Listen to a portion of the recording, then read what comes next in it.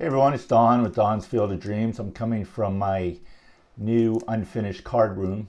The only thing I've done is what you see in the background so far. So everything else is blank walls because I'm still working on building some more display cases, and I'm waiting to get those done before I reveal my new card room. But wanted to do a video response to my friend Eric, 4-Leaf Cards.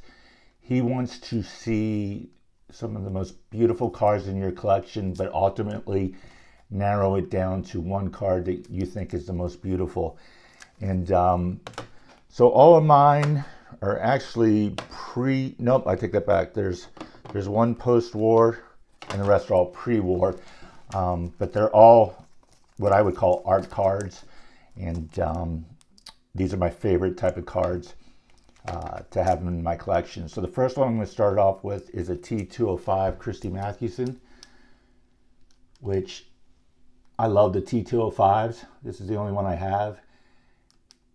I don't know how I'm going to do this without the glare, but I actually think the ones with the red and the blue backgrounds are even nicer than this one, but just beautiful art cards. I'm going to show two cards from this set, and there's quite a contrast to the beauty of these. First, you've got Robert Lefty Grove. Just love the backgrounds along with the player in these cards. You see the trees and the shadow, and they're just miniature paintings. But also love this 1933 Gaudi, and it's quite different. It's just a solid purple background, but I just think this card pops. And I actually bought this off of Brian B. Ross 6, and the first time I saw that he had this listed, I jumped on it. Such a beautiful card, even though it doesn't have the detail of this one. Just something about the purple makes it quite a beautiful card. You can almost pick any card from this set, but the 1953 tops, and I went with Satchel Page. Again, you see the painting theme going on here. Love the St. Louis Browns hat. Just a beautiful card. The logos are cool.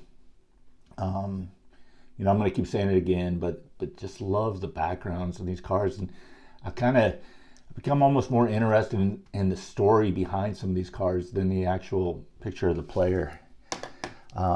So the set that I came down to with my favorite card,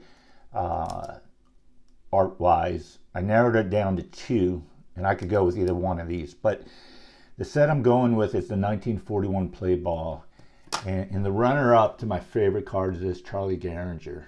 Look at the banners of the bunting in the background and the swing. Again, there's a story going on back here. Is it a World Series? Is it an All-Star game? Is it July 4th? What's going on that they're celebrating that? What stadium is that? Is that Detroit? Some of you probably know which stadium it is. I don't know, but just love that Charlie Gehringer card.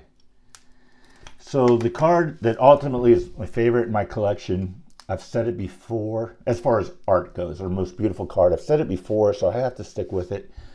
Hardly my most expensive card, hardly the best player in my collection, but literally if I wanted, a painting or artwork, this is a card I would definitely look at. I love this card, 1941 Play Ball Bobby Doerr. That to me just jumps. This is just classic baseball. This just reminds me of the period. It's such a great photo. So that is ultimately my favorite art card in my collection. My favorite art piece, of course, is this. I gotta quit giving Scott so much pub. I mention him in like every video. He's gonna get a big head to go along with that big beard. But Eric, thanks for running this contest. I think you're running it till like Thanksgiving. So hopefully you'll remember by then that we all made these videos. Eric's an awesome guy. Go check out his channel. And just a great idea, Eric. So as always, guys, thanks for watching my video, and I'll talk to you soon.